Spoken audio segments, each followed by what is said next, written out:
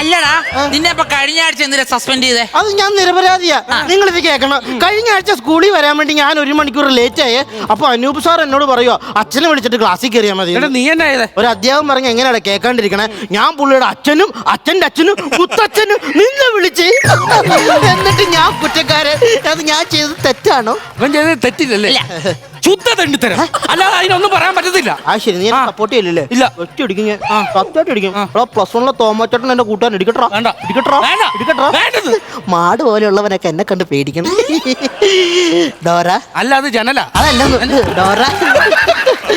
എന്നെയാണോ? Love letter.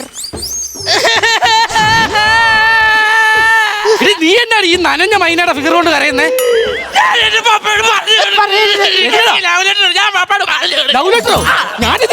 ഞാൻ ഗ്രൈനേഡ് ഒന്നും അല്ലല്ലോ, ലവ് ലെറ്റർ അല്ലേ തന്നത്. നിനക്കൊന്നും അല്ല. നിന്റെ കൂട്ടുകാർ അനീറ്റിക്ക് കൊണ്ട് കൊടുക്കരുത്.